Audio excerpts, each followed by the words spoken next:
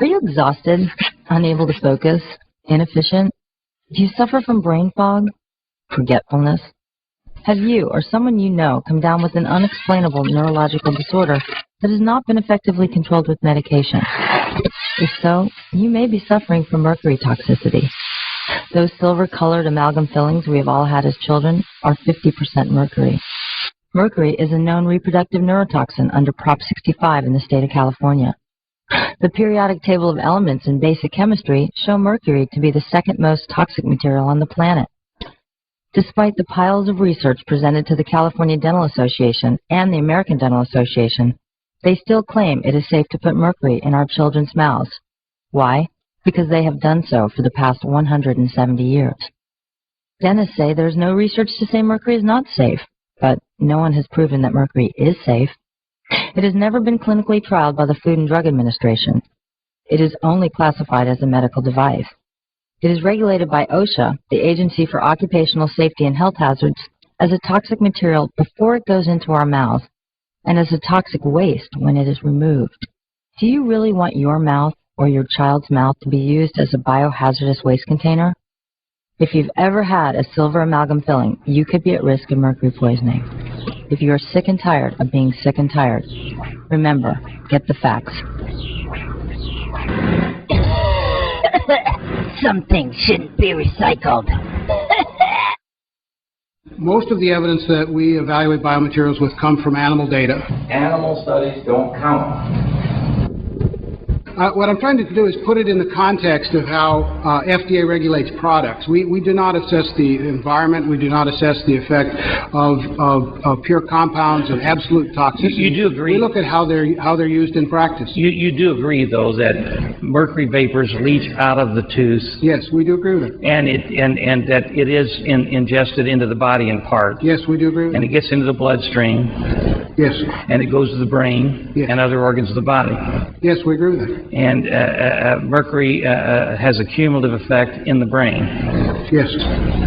You know, I don't understand why many people in this country, probably the majority, don't know that there's mercury in a silver filling in their mouth and amalgam. Why is it the FDA doesn't at least, since mercury vapors do escape into the mouth and into the body, why doesn't the FDA at least make people aware of that? Why not publicize that? If we didn't have mercury in our fillings, would this be a problem? Of course not. That's the answer. If there's any question about the safety of the mercury in your mouth, why not get it out? If there's any question about the safety as far as food treatment plants are concerned, then why not get it out?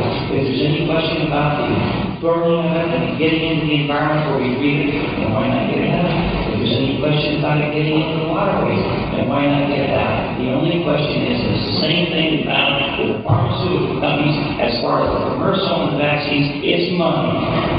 It's money. And it's unfortunate that the safety and the health of the American people comes down to the dollar. Because you know if there's any question about it, you ought to get that substance out of there. That's the question. You ought to get it out of there. And with that, I really, really appreciate you being here. This will not be the last hearing. We're going to have hearings around the country on this subject. And I hope that someday we'll see these things bear fruit. I want to thank my testimony. Thanks a lot. What's going on with our health agencies in America? And it makes one wonder if maybe the pharmaceutical companies don't have undue influence on our health care and on the health care industry. How can anybody who knows they're putting mercury in other people's mouths not know that there's a risk? I mean, I don't understand that. And our health agencies in this country are sitting back on their haunches and not doing anything about it. Get some of those scientists over there who are a little slow on the uptake to get on the ball. Tell the truth.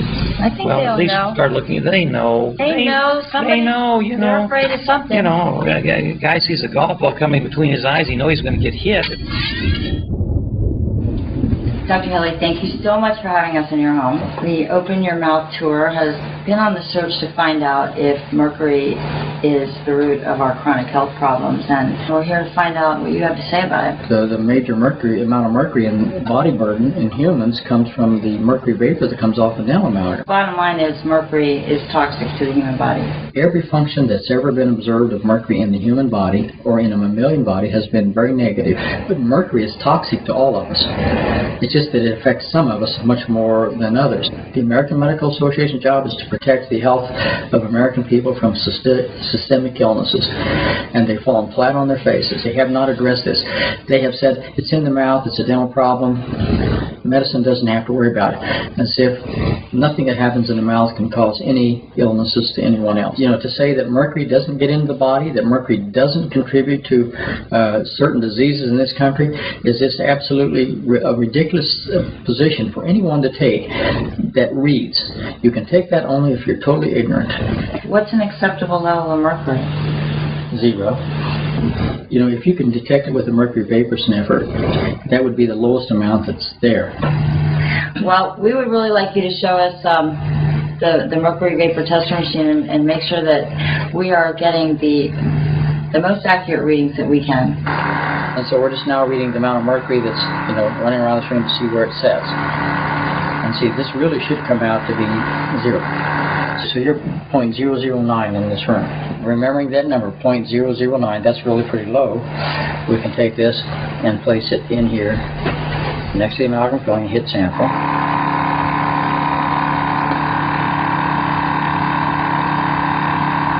.58. Whoa, wait. We gotta see that, you guys. It went from 0.009. 0.009 to 0.058.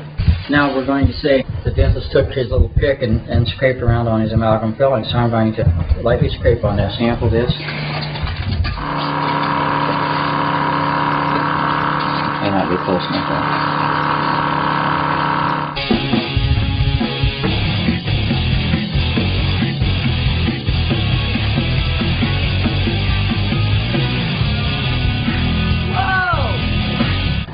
My God! 713 by just scraping on it a little bit with a... Wow! And that again! Let's go get him, kids!